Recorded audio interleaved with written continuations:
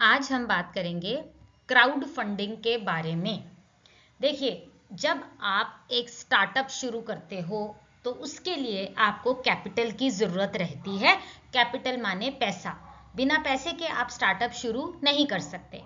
अब उस स्टार्टअप में पैसा लगाने के लिए या तो आप अपने पेरेंट्स से लेंगे, रिलेटिव से लेंगे, फ्रेंड्स से लेंगे, ठीक है, या आपका पास एंजल इन्वेस्टर आएंगे, वेंचर कैपिटलिस्ट आएंगे। उसमें से आज का हमारा टॉपिक है क्राउड फंडिंग। आप अपने स्टार्टअप के लिए पैसा क्राउड फंडिंग के द्वारा भी अरेंज कर सकते हो। अब क्राउड फंडिंग होती क्या है? क्राउड फंडिंग ये होती है कि आप अपने स्टार्टअप का, अपने बिजनेस का आइडिया सोशल मीडिया नेटवर्क पर डाल दोगे। हर साइट पर आप अपना आइडिया डालोगे, लोग उसको देखेंगे। अगर लोगों को आपका आइडिया पसंद आया तो बहुत सारे लोग आपके लिए पैसा दे देंगे। The funds are raised beyond the traditional circle of owners, relatives and venture capitalists। अभी तक क्या होता था, किसी स्टार्टअप को पैसा चाहिए तो वो वही तरीके होते थे, या तो जो स्टार्टअप खुद कर रहा है, एंटरप्रेन्योर है, वो पैसा लगाएगा या रिश्तेदारों से मांगेगा, या वेंचर कैपिटलिस्ट्स आते थे। Crowdfunding has the potential to increase the entrepreneurship by expanding the pool of investors। Crowd funding से हमारी एंटरप्रेन्योरशिप बढ़ेगी। क्यों? क्योंकि बहुत सारे एंटरप्रेन्योर्स को पैसा मिलने लग जाएगा, बिकॉज इन्वेस्टर्स बढ़ जाएंगे। हमारा इन्वेस्टर्स का स्पैन जो है वो एक्सपैंड कर दिया जाता है, ज़्यादा से ज़्यादा इन्वेस्टर्स तक आपका आइडिया पहुंचता है और वो ज़्यादा पैसा लगाएंगे। Crowdfunding is the use of small amounts of capital from large number of individuals। जब आपने अपना बिजनेस आइडिया इंटरनेट पे डाल दिया तो बहुत सारे लोग थोड़ा थोड़ा पैसा लगाएंगे। ज़्यादा भी लगा सकते हैं, बट अगर थोड़ा थोड़ा पैसा भी लगाया, लेकिन there will be a large number of individuals. पैसा लगाने वाले इन्वेस्टर बहुत ज़्यादा होंगे। तो जब बहुत ज़्यादा लोगों ने थोड़ा थोड़ा पैसा भी लगाया, तब भी आपके पास बहुत सारा पैसा इकट्ठा हो गया। तो क्राउड फंडिंग होती टिपिकली इंटरनेट के थ्रू है, और to finance a new business venture. आपके नए बिजनेस वेंचर को फाइनेंस करने के लिए इंटरनेट द्वारा इन्वेस्टर्स तक पहुंचा जाता है।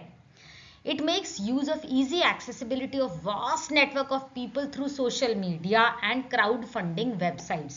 crowdfunding websites भी हैं जिनके ऊपर आप अपना आइडिया डाल सकते हो सोशल मीडिया के नेटवर्क के द्वारा।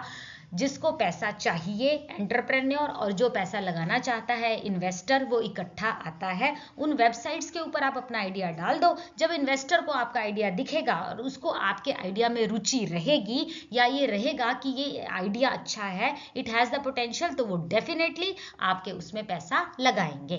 तो पॉपुलर क्राउड फंडिंग वेबसाइट्स के दो नाम हमने आपको बताए हैं, किकस्टार और इंडिगोगो।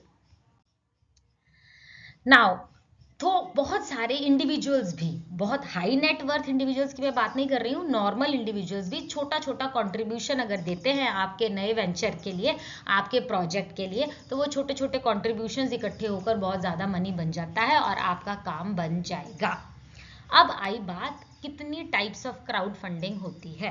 पहला है डोनेशन बेस्ड क्राउड फंडिंग। आप एक इन्वेस्टर हो, आपने एक किसी प्रोजेक्ट में पैसा लगाया और डोनेशन के तौर पे लगा दिया, तो जो एंटरप्रेन्योर है उसको आपको कुछ भी वापस नहीं करना, क्योंकि आपने जो पैसा लगाया वो आपको वापस मिलने वाला नहीं है। आपने डोनेशन के तौर पर, चैरिटी के तौर पर पैसा दिया था तो बस दे दिया। Next is reward based crowd funding. जिसने पैसा लगाया है, जो डोनर है, उसको एक रिवॉर्ड मिलेगा, एक पुरस्कार मिलेगा। जैसे मान लीजिए जब वो क्राउड फंडिंग एक ह्यूज सक्सेस बन जाता है, वो वाला वेंचर एक बहुत ज़्यादा प्रगति पे आकर सक्सेस बन जाता है, तो डोनर को प्रॉफिट में हिस्सा नहीं मिलने वाला, प्रॉफिट में हिस्सा नहीं मिलना उसको, उसको एक रिवॉर्ड मिलेगा, उसको एक पुरस्कार मिलेगा।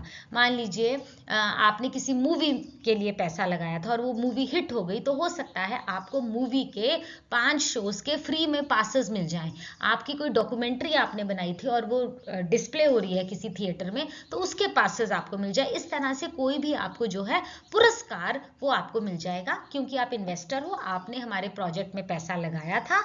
आपको प्रॉफिट का शेयर नहीं मिलने वाला, because it is reward based crowd funding. आपको थोड़ा सा पुरस्कार जो है वो जरूर मिलेगा। अगला है इक्विटी बेस्ड क्राउड फंडिंग। जब आप एक इन्वेस्टमेंट कर रहे हो इक्विटी बेस्ड क्राउड फंडिंग में, तो आप उस बिजनेस का ओनरशिप स्टेक भी खरीद रहे हो।